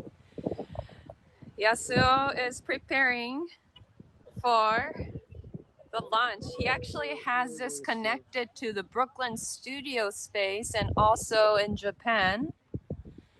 We are about to start this historic moment while we observe the launch that's going to be happening there, and it's going to be bright so you'll be able to tell. Meanwhile, we have the coolest setup here. I wish I could do lights, but you can't. You will bear with me.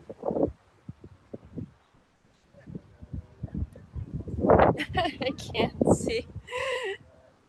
Oh my god, how do I do this? Is there a flash I could put? But I guess once I do the flashlight, it's not gonna work. I'm gonna go over there to report the situation. My god, I look like a ghost. Hi everybody. I'm here at Orlando, Florida, by the water, where we are gathered with a number of space fans that are absorbing a launch of a historic thing. I don't know how many people actually know this is actually historic, because it's very subtle. There is an artwork on that rocket. I almost said airplane. The rocket that we are talking about is SpaceX Falcon 9 Dragon, going to International Space Station from Florida, Kennedy Space Center. And while I said it's historic, what is historic about it? Well, most of the people who are watching this already know, but the artist Yasuo Nomura has an artwork called Payan on that rocket, which is going to be launched as a project by Spacetainment. It's a space startup that has uses space as a context, and we will be flying the work into space at approximately 15 minutes from now, and it will go to the International Space Station. Whoops.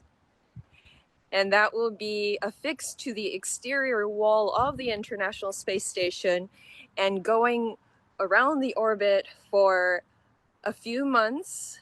And after that, it will be exposed to all these radiations, very harsh space conditions for a very good amount of time, and then coming back to Earth. Now, this is the most important part, because let me get this correctly, there are so many artworks that has been to space. There are many artworks that's been to space and back. There's no artwork on the record that we know that has been exposed to space environment for such a long time and come back to Earth. So this marks a very historic art project, and we are actually doing this with SpaceX as kind of bringing new meaning to space exploration. When it used to be much more government, and NASA was doing much more very regiment studies of the human condition, this is more about what it means for humanity to go into space and the symbolism of humans going into space, flown into as art. And to commemorate or celebrate this occasion, the artist Yasuo Nomura is doing a project called Le Globe Tour, where he takes 4 other replicated plates of the one that's going to go to the space one and affix those plates to geographical locations where it represents earth, wind, water, and fire. So one would go to the ocean, one would go either on a flying vessel or a creature. We don't know yet. Stay tuned. And one will go into a volcano. All of these will have GPSs attached to it, including the one that's going into space as we speak. And that will be logged on to an NFT certificate that will be dropping by onboard OMBD on the 15th, which is right when the space plate goes to International Space Station. So more information will be on our event website, Yasuo's website, and OMBD's website on that. There has been announcements about the project itself in Japanese and soon to come in English as well.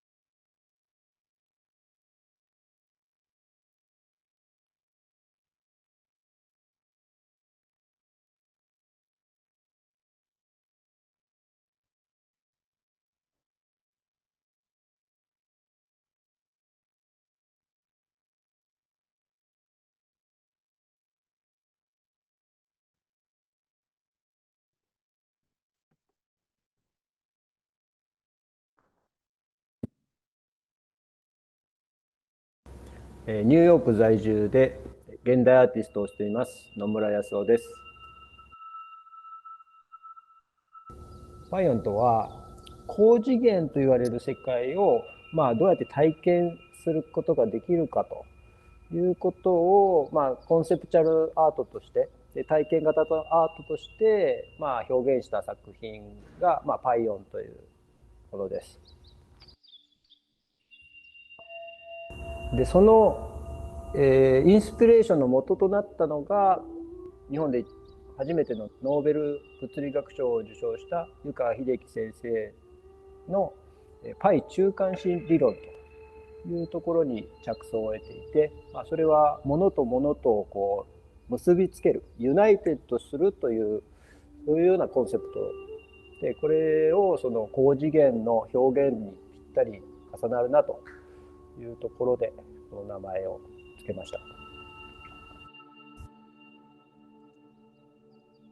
私の地元の島根県の益田市に県立石見美術館という美術館があるんですけども、そこで大きなさらにその宇宙衛星のプロトタイプとなるようなイメージの体験型アートを作ったんですけども、その際に、僕一人で、作品を作っていくっていうスタイルの、限界も感じていましたし、そのパイオンっていうものがその自己と他者を重ね合わせるという、そういう体験のアートだったので、仲間を集めてみんなでその個性を重ね合わせて、一つのアートを作っていこうっていう、ちょっとこれからの宇宙時代を視野に入れたみんなで一緒に作るアートプロジェクトっていうので、パイオンユナイテッドっていう、コンセプトで、プロジェクトを進めています。で、宇宙への関心っていうところがですね、ずっと次元という問題をそのサイエンスとの、関わりの中で見出してきて、さらにそれが高次元という領域に進んできたんですけども、そもそも自分たちがこの3次元空間に生きていると言われている中で、実はなんか地球上の体験って、この前後左右に対してこの上下方向に非常に強い、バイアスがかかってるんじゃないかということに気づきまして、でまだ純粋な3次元空間すら経験してないよねと。それを、身体感覚として体験する場っていうのがやはり重力から解放された宇宙空間じゃないかというところで、宇宙への関心っていうのが、出てきた感じですね。で、今回本当にその宇宙アートプロジェクトの、フェーズ1といいますか、小さなプレート作品ではあったんですけども、3月にケネディフロリダ州のケネディ宇宙センターから、プレートを打ち上げることができて、まさにその宇宙への第一歩っていうのが始まったっていう、そんな気持ちでもう大興奮でした。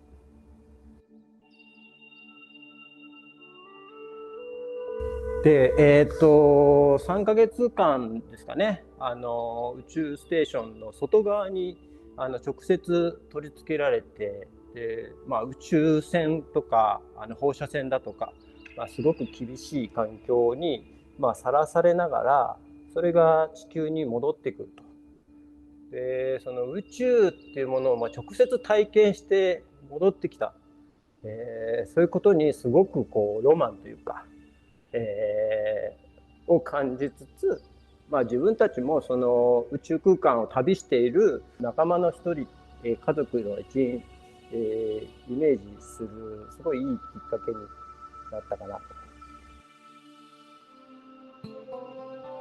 数年後に本当に大きな宇宙衛星、アート衛星っていうのを目指すにあたって、宇宙もそうなんですけども、地球や自然環境とのもう一度その関係を結び直すと、仲間を集めて一緒に新しい時代っていうのを作りながら、やれたらなっていう思いを今すごく強く持っています。どんどん皆さんを巻き込んでですね、一緒にやれたらなと思っていますので、ぜひ今後の展開も楽しみにしていてください。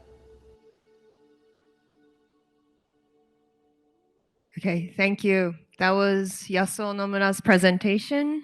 And he has his work that you just saw exhibited in the exhibition hall in the back next to Galbot on section 25, the actual plate that went to space, which I went to pick up at JAXA. And I was like, how are the aliens? You could do that too in person over there. The reason why I had this work in this setup was not just because it's scientifically exciting to unite technology and the idea of art, but it was really there's two things. One was there's a theory, there's a story. Supposedly, when Yukawa Hideki was looking at more Eastern philosophy, he came up with the theory of Payan, which I thought was a very poignant way to kind of re-look at how we look at science even, or other methods, to look at different ways of thinking to come up with new unique ideas. And also the fact that when Yasuo flew his work in space, we came to think about how ISS is really in love with Earth. It's flying around Earth it goes around every 90 minutes, and it's constantly facing Earth. It's moving at 7 kilometers per second, super fast, constantly looking at Earth for 20 years with high speed. It loves Earth. And the work Payan was facing Earth all this time, and it only experienced what ISS is looking at for 3 months, but it really made him think, the artist think about how the universe and what's so important is not in the vast side outside, but maybe in Earth. Everything that we really look to, the answer might be more in Earth. So he made the work Payan with two sides. If you go look at the work later, the side that is facing the exterior, facing outside towards Earth from the exterior, is the eye that looks within, and the side that was facing flux to the wall of ISS is the eye that looks outside. And the outside version is actually ironically not exposed, so it's more silvery. That's original aluminum color. And the one that was facing Earth is kind of like a golden shimmery veil that covers it, which is really pretty when you think about it. So I would love for everybody to have a chance, if you can, to go see it. And that was one of the reasons why I wanted you to experience it firsthand, to see how scientific inquiry can be exciting in that way too. And next, I would love to invite to the stage Ryuta Aoki. Yay! He is a multidisciplinary Renaissance man. He is an artist, curator, researcher, instigator, all sorts of things. But today I would love to reintroduce Ryuta's practice, from even talking about the lineage of how he was involved very prominently in ALIFE community, namely in 2018 when he worked on a notable project with Dr. Ikegami and a lot of collaborators on Scary Beauty. And that's one of the iconic projects, but also using that as a starting point to talk about your current practice, your interests, and how you see ALIFE involvement in your interests as an artist as well in your projects. So I'm very excited to have Ryuta join us today here. Welcome. Okay, thank you for the introduction. Again, I'm Ryuta, artist and independent curator based in Tokyo and working at the intersection of art and science. And as Masako-san said that I was involved in the ALIFE 2018, it was really a fascinating event. And the maybe I should explain what I'm doing after maybe introduction. I Sure. have a bunch of presentation here. Maybe you can stop if you maybe one by one. Why don't we start with 2018 if you don't mind? It would be great before that. Before that, what led to 2018 maybe? Maybe I should explain the introduction. My introduction, and then go to 2018. Perfect. Yes. Oh, what? Oh, sorry. Oh, yes. Sorry. Yes. Thank you. It works, right? Yeah. You go. Yes. Great. Oh, this is my. I was collaborate with a researcher. This time I collaborate with the Keio University. He's a research Hiroya Tanaka from Keio University. SFC. He's a father of the digital fabrication in Japan. He invented a bunch of new type of data fabrication devices. At the time, he invented like 30-meter scale 3D printer to output the soils. So I collaborate with him to create new art pieces, and this is called biosculpture, kind of living sculpture. And this kind of get inspired from the like disaster happened in the Australia 2019 bushfires, like destroyed like 18 million hectares and 1 billion creatures vanished through the disasters. So because of the extremely dry environment due to the climate change, which caused by the human activity, right? So technology basically invented for the human benefit, but the other time through the disaster, I think why don't we in Japan we have a kind of custom to serve a food to the nature, celebrating for next harvest or doing the kind of this year we still alive or something like that. And so why don't we serve the technology to the nature to see what kind of technology come out? So we decide to use this 3D printer to output the soil with the algorithm to create this kind of structure. And the algorithm was the how say the leaf shelf, sangosho, how's it, leaf, Coral reef. coral reef growing algorithm to make that kind of this structure and to maintain moisture more, so that if we put this kind of things like 100 things onto the desert, like it can be turned into the more wet kind of environment, so that preventing dry environment. So yeah, this and also I do not only exhibiting artwork, and while exhibiting artwork, I also how to say the gathering the data, because this time MOS has a kind of function purify the air, right? So we attach the sensor to it works correct or not. And we give in the data to the scientist to analyze this, what was it, and also we pass the soil to the researcher to study how the microbiome grown through this structure. Yes, and this is maybe I could explain later about the one. It's called ANH, and I co-founded with the a startup named Alternative Machine with Takashi Ikegami and Oka Mizuki. The Takashi is everybody knows, we don't have to explain that at all. But Mizuki-san is a founder of the ALIFE Institute, located in Kyoto. And at the time, like it was the 2017, and we started. At the time, no one understand how the ALIFE turned into the business.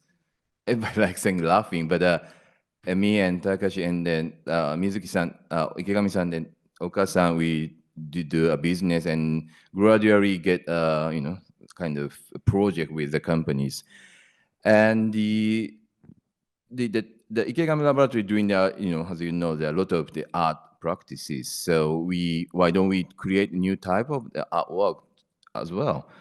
So and the time the member of the Takashi Ikegami-san's laboratory is the Masumori-san, and then Doi-san and Maruyama-san, who else? Kojima-san was the also supporting the alternative machine, the startup, and we created in this device, and based on the hypothesis, it's called the acoustic niche hypothesis. So the people think about how the creature evolved is through natural selection. In addition to that, the one said that if you go to the forest, you hear the full range of frequency, the sound of frequency, right? Because of the creature avoiding conflict of the frequency they use. So that was a hypothesis. So we use that hypothesis to create a live agent, and captures the environment sound from the environment through the mic, and the agent evolve. React from the sound to make a sound through the speaker to feel that frequency. So you do it simultaneously and many times, gradually the frequency which is not used will becoming the sound, right? So maybe you should play that sound later. Yeah, this is created by alternative machine. It's not created myself, but oh, it doesn't work.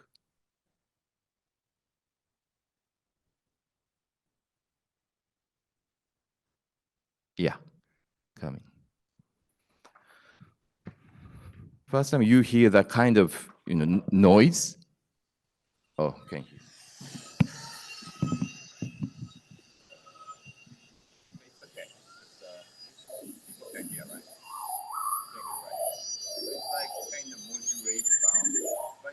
Gradually turn into the more insects making a sound. You see, right? So every time it's it's making by software synthesizer. Then synthesizer has a structure. So every time they evolve, they evolve the structure of the synthesizer. So every time they evolve, the kind of change the sound texture of the sound and also the frequency. And maybe I should. How long I have? I don't know. You have a while. Okay, cool. This is artificial moons, and as you might know, we have a culture to viewing the moons.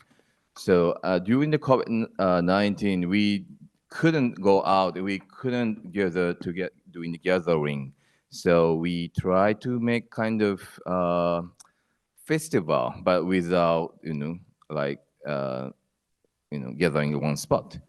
So I just borrowed the 150-meter building to use using a 150-meter building to create the sculpture, light sculpture with unique lighting system. It's okay. It's just sound. So this is not projection mapping. It's a lighting system. It's connect to the there are moons in the VR system, and if the moons move, the parameter goes to the lighting system, and it's lighting system moving like that. So it's a kind of reflection of the artificial moon. So try to connect in the virtual and the reality, and so that people can understand the I don't know, can see the they might see invisible moons through the movement of that reflection of the moons. So yeah, we exhibit in the 1 months and outside. Yeah, it's something like that. Yeah, this is one of the artwork collaborate with tea masters. I mean, the artists from the Japanese tea ceremony.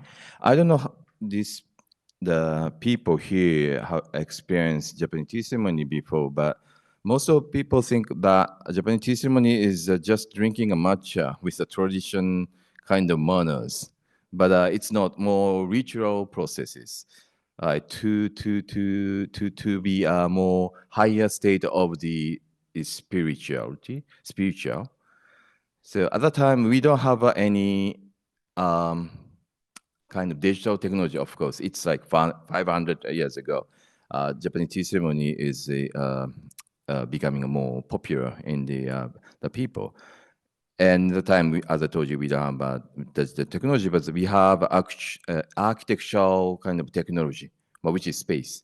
So we use the space to shift the people's mind to get more higher state to communicate with the tea masters. So, and if you enter into the Japanese garden, they consist of the it depends on the kind of schools of Japanese tea ceremony, but they almost average 3-4 spaces in the Japanese garden. And the first space is called Sotoroji. Sotoroji means outer garden in English. And once you enter the space, at the time, 500 years ago, there was, always like fighting each other. So you might die, killed by someone. So you really scared of the walking in the city and scale of kind of things. And after you die, you have to what the family happened to them. So they're always thinking about a lot of things. So they have to forget that kind of things, and entering that space to see a kind of nature. So this activity is like try to reinterpret kind of traditional culture with contemporary technology and speculative kind of perspective, and to bring the new perspective of the traditions to the world. So I reinterpreted tautology that I mentioned earlier, and we're using a QR code. So this is use a 140,000 QR code to depict this picture. So if you see this amount of QR code, you gradually evoking, force you to the launching the camera to scan the code. So through that action, people realize we already installed that kind of affordance through the capitalism. So why don't we forget that kind of thing through the technology invented by that kind of capitalism to purify yourself? If you scan the code, you see a kind of website of the NPO supporting orphan, or like not so many people think about that kind of situation happening in Tokyo and Japan. But so to forgetting the things, but remembering important things. So that kind of artwork.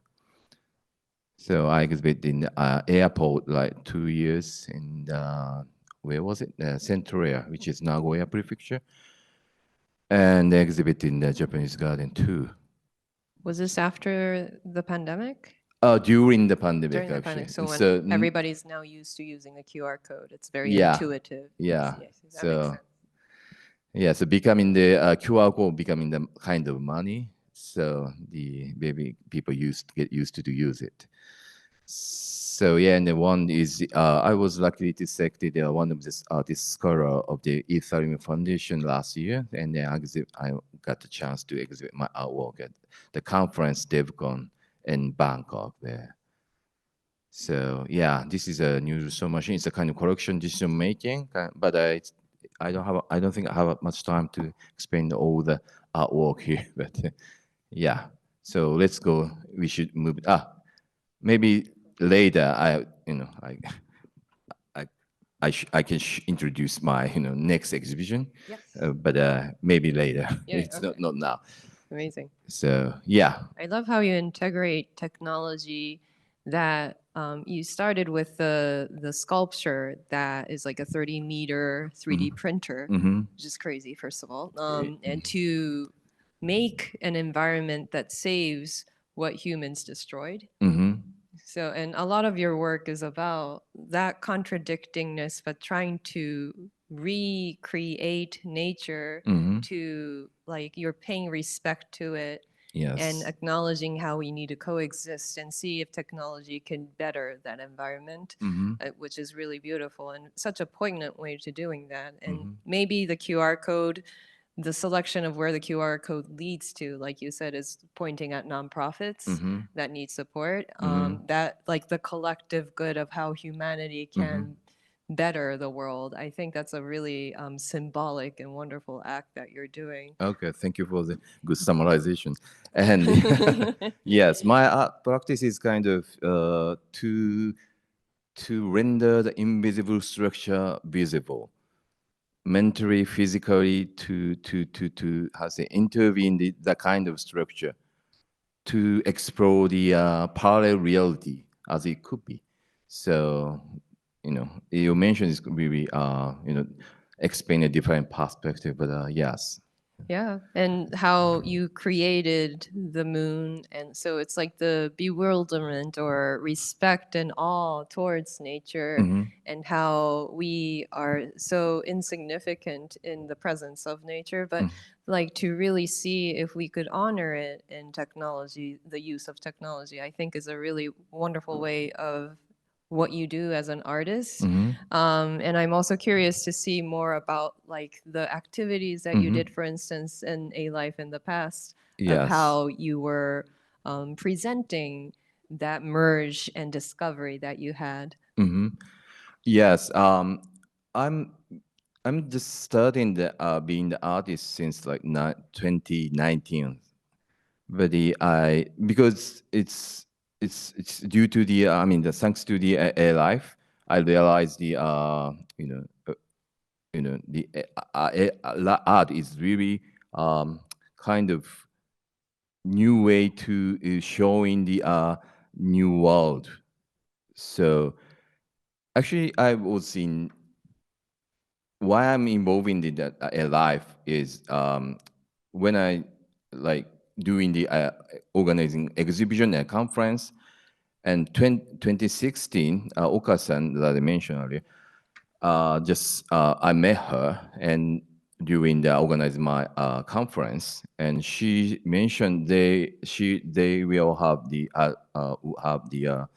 conference 2018 and international conference one, which is after the integrated the European and Americans one. So she was looking for someone who doing the good at the organizing kind of conference or exhibition. So and she introduced me to the Ikegami-san.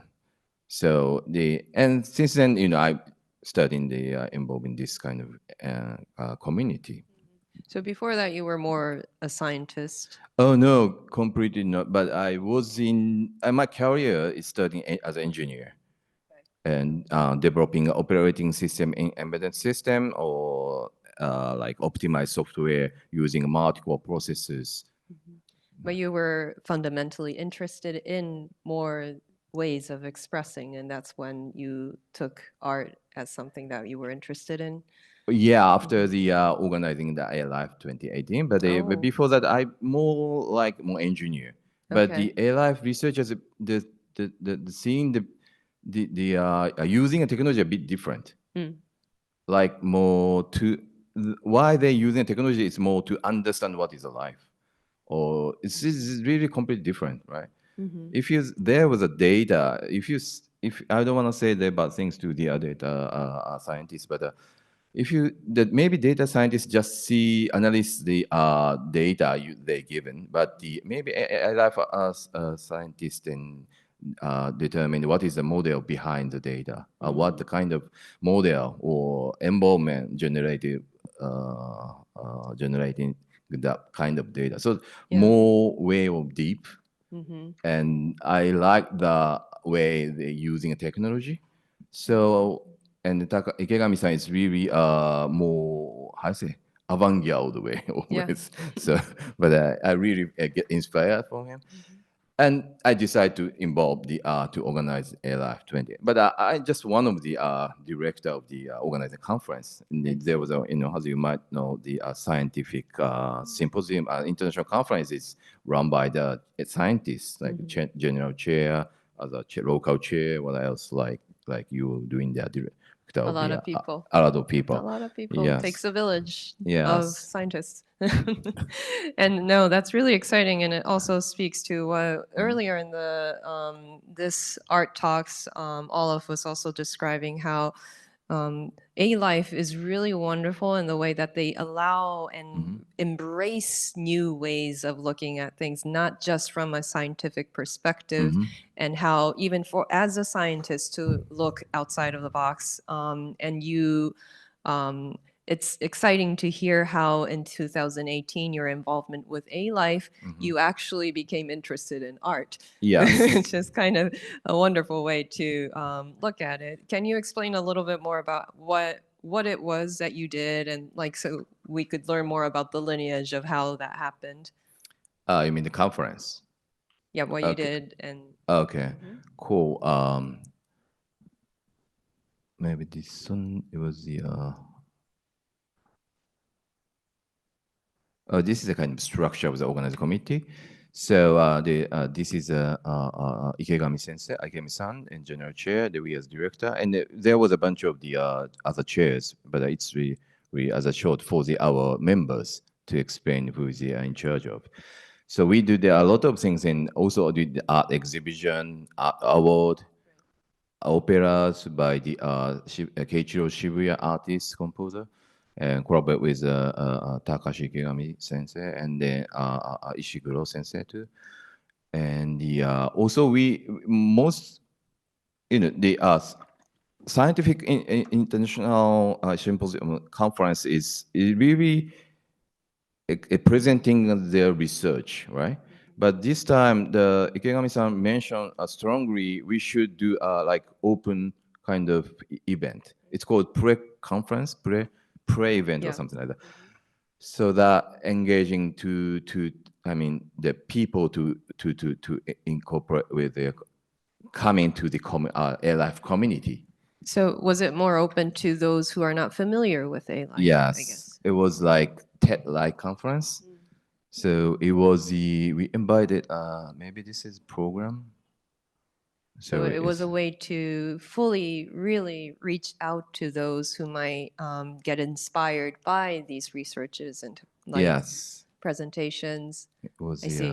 yeah, we did this conference at the Miraikan, which is Science Museum in Right. Tokyo.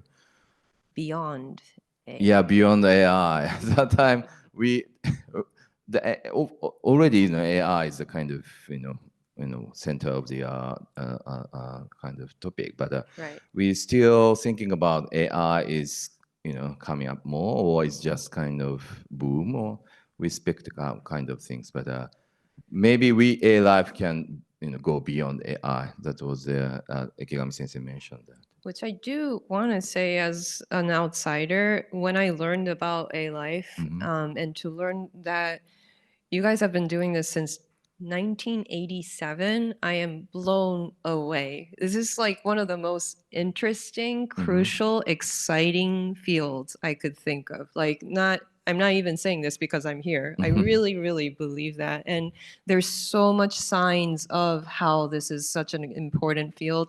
There's so much, like the institute just opened, and like all the people that come into this space are just like fascinating researchers and mind-blowing, trailblazing, innovative people. And it's so exciting to be here as well. And so from 2018, you also already see familiar faces. Yeah, Olaf is here. Olaf is here. He's so many people waving. involved in, because the symposium, international conference run by the scientists and everybody involved in helping each other every time they have.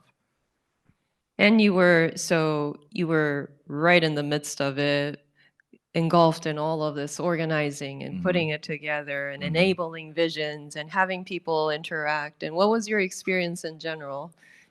Oh yeah, but I already mentioned that I really get inspired how they use the technology to to explore what is life. That was really fascinating. That's why I decide to create a new pieces and also being the artist.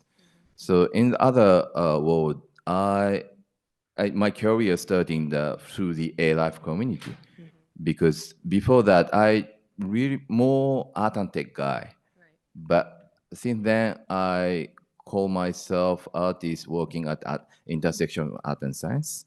So yeah. So I would like to see a few of the examples from that time and learn more about how that has evolved. So let's see.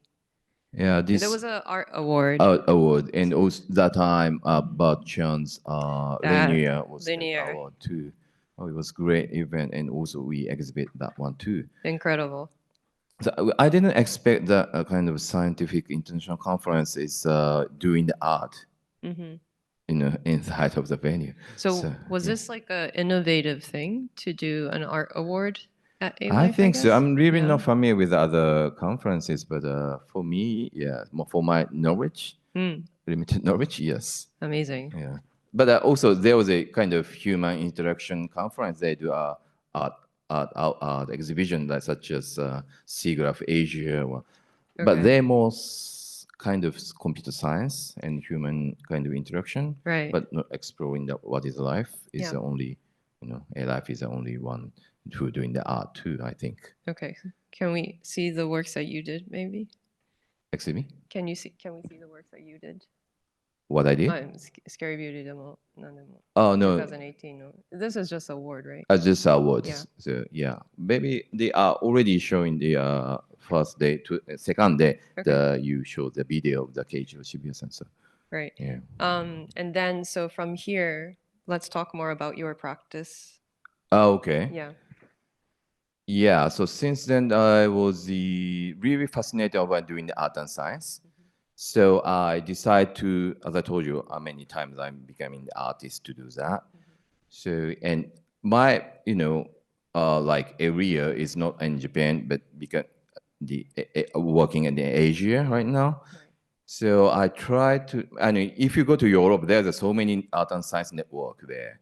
But I look into the Asia, there's no much kind of network from the grassroots. If you say like academic, yes, like SIGGRAPH Asia or what was Leonardo, it's a more like paper-based, publishing-based activity. But so I'm now really interested to have the like promoting that kind of activities.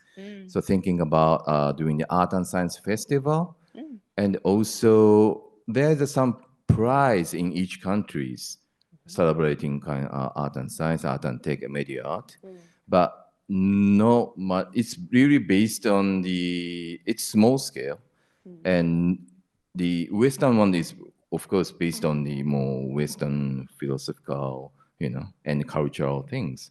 So why don't I have a Asians one? That was one of my kind of main activity right now. And also in the future, if you know what is the Tokyo is, comparing the Kyoto, we don't have a much space, or currently we don't have the arts center opening to the public. There are so many museums, but you have to pay and you see the exhibition. It's beautiful, it's nice, but it's really rare to find the space collaborating artists and scientists and working together, showing something, and there was the talk event or something like that. So I want to build that kind of A hub in that the brings- Tokyo or Kanto area. I see. That would be really great. I would be personally very excited about that. Oh, thank you so much. Yes, I can say that. And that it takes both sides. It takes all sides, actually. And I feel like ALIFE is so well positioned to be one of the inspiring organizations that could collaborate with that kind of initiative, because the interest of the research and rigor that you have of scholarship is, of course, top notch. And by that inspiration, artists can benefit so much for being in the learning, open, curious position to learn.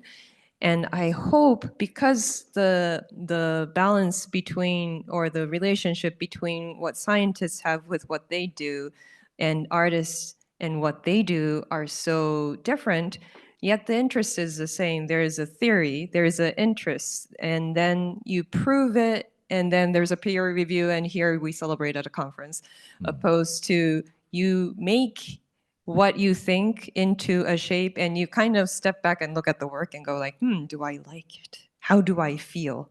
Let's see how people feel too. We look at it together, we experience it together. That kind of inquiry is a little different, but it's a very exciting way to coexist and present to each other. And I hope that by having artists in this conversation of a conference could inspire and encourage researchers to open their minds and be like, hey, maybe we can think outside of the box. Maybe we can like leave the preconception here and think, what if it's completely not that way? And you might have a completely new, you might feel weird and maybe trust that weird feeling, or you might feel like that feels okay and go into that kind of avenue. Hopefully that really complements how the best of both worlds could be, is my hope in this project that I'm curating. And I feel like that's what you are hoping to do through your, I don't know what you will call your organization, institute or a hub or not a museum, but a center. Is that the kind of thought that you are hoping to realize? Yes, Yeah? yes. Okay. Not building a new one, but more renovate the junior high school abandoned building, Cute. which has memories. Nice. It's really rare to find in Tokyo. Oh, really? Yeah. So, but anyway, yeah, having a kind of new institution to doing something like that. But I'm still work in progress. That's why I go to New York to find a collaborator to deepen my concept more. Do you want to talk a little bit about that, or I want to this? jump into the because time is running out. So Let's talk about this one. yeah, so my new exhibition will be next year, end of January, 29th January to 1st of the February. This is under the Quantum Art Festival, which organized by Hitachi. So Mizuno-san is here. The Hitachi is having the art festival themed about quantum computing. That's so exciting. It's the fourth time. amazing. It's starting since like 2022 or something, and this one will be next one will be last one. And not so many people knows about art. Quantum art is declared by a Japanese conceptual artist, who is Matsuzawa Yutaka. It's 1988. So we want more to support that kind of activity more, and they are all to me organize in the exhibition. So maybe we don't have much time, but there was a Japanese mathematics in Edo era. I want to like reinterpret that kind of things with the modern way, with using quantum computing. So the exhibition name will be Alternative Computations. So it's if you have a time and in Tokyo, please drop by. And Where is it? it's a spiral. It's Omotesando. So yeah, this place is quite beautiful. So it will be like that. So That will be like that. Yes, it's a secret. And you will. It's a secret. You saw it though. Boy. Okay. Yes. So I saw someone floating. yeah, secret. That was a secret. Well, okay. Okay. But so wait. It's ended. So Okay. Okay, sorry. So and that's gonna happen in next year. Next year, January 29th to 1st of February. Okay. It's organized by Hitachi, and Hitachi is very fascinating and advanced to develop in quantum computing. That's also really exciting. Hitachi-san, that's amazing. And I feel like the supporters and the collaborators and researchers, obviously, the artists and everybody that's supporting this community is such a wonderful, like a really good effort going towards what is best for ALIFE. And it's such a refreshing way to see how really, really smart people coming together in the best way. And I'm very, very inspired by seeing you really instigating these movements, Ryuta-san, that make a lot of inspiring changes into the ways that we see the world. Really. So I'm really honored and excited to have you here today to share your projects. And I hope everybody that was able to join us right now was able to see a glimpse of what Ryuta-san is doing. Follow him on social media or whatever you have that is going to churn out the secret exhibition projects and other things. And I hope you will have a chance to see our projects that we explained earlier today, 8:30 in the morning on 4I room. There is a sound activation meditation by Shlumper. LuYang will be around the conference attending and asking exciting, important questions and, introduce yourself to say hello. Sasha's work will be a generative poetry. They'll be creating poetry, and you guys are going to be all part of a generative art project. And of course, the space art project at Yasuo Nomura is in the next expo hall as well. I am Masako Shiba, and I have had such fun talking to everybody, and I hope you had fun as well. Thank you so much for coming.